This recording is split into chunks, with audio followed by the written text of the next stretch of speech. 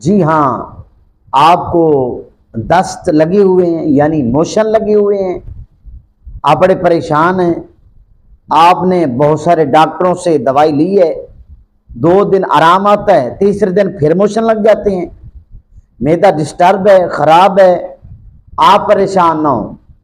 آپ کے لیے بہت پاورفل نسخہ لایا ہوں جو دیکھنے میں عام ہے لیکن اس کے کمالات بہت ہیں۔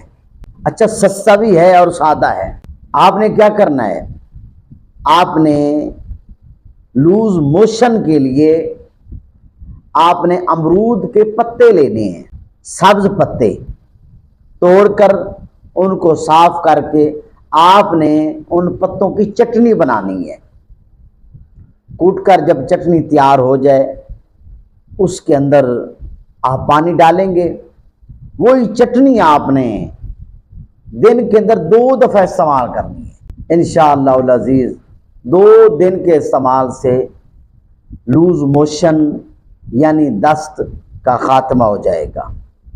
ہاں، اگر آپ کو خونی پیچس لگے ہوئے ہیں، خونی دست موشن لگے ہوئے ہیں، اس کے لیے آپ نے کیا کرنا ہے، آپ نے جامن کی گٹلیاں لینی ہیں۔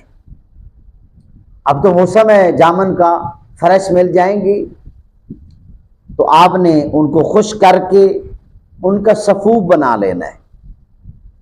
اگر آپ کو فریش نہیں مل رہی تو پنسار سے لے لیں، صاف کر کے ان کا سفوف تیار کریں۔